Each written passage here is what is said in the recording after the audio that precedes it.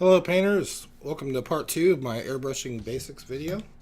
This video we're going to talk about everything you need to get started. So first of all, you're going to need an airbrush.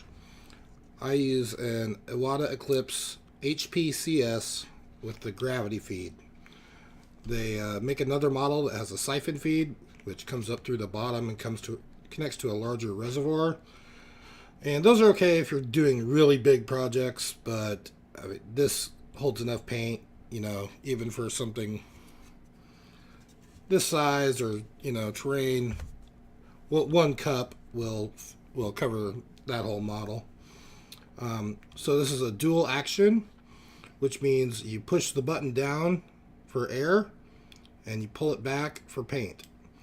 So, and there's a slight variance where you can control the airflow by pushing down. Not a lot of room really, and then the farther you pull back, the more paint comes out. I have another airbrush. This is a Grex, I forget the model, but it's also dual action, but it has a trigger. And the way this one works, there's a catch as you pull back where you can feel where, once you pull it to the catch, it's just air, but then after that, it controls how much paint comes out. And you can actually dial this here to limit how far the trigger will pull back. So you can get pretty detailed work done with this, but I generally just stick with my Iwata. So you're also going to need a compressor. The main thing is you want one that has a some sort of airflow control and something with a water trap. And you can get either of those parts and put them onto a compressor that doesn't have one. I use a master compressor I got off Amazon for, I think it was like $90. It's the 1/8 horsepower quiet version.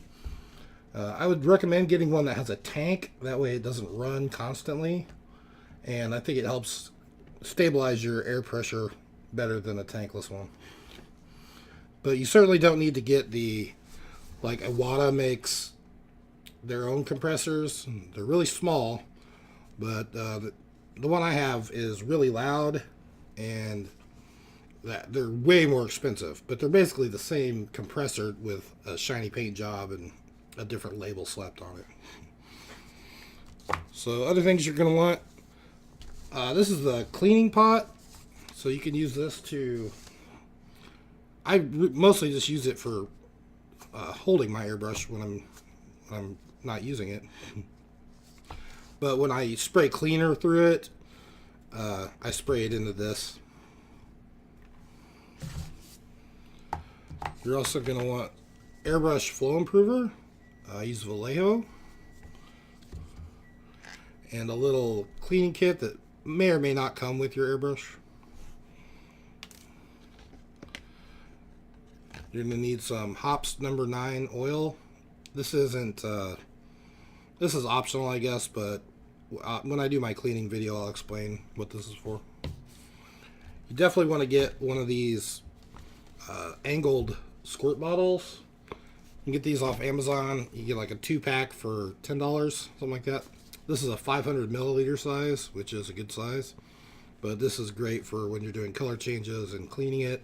It's nice to be able to squirt this directly into the cup. And then you're going to need some sort of reservoir. This is just a bowl for an example for when you are cleaning.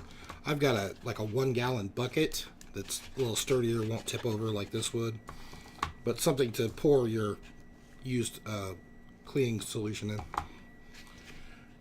And lastly, you're going to need paint. You do not need airbrush paint like this Model Air. Reaper paints work just fine. Citadel, just fine. P3. Any miniature paint will work fine through your airbrush.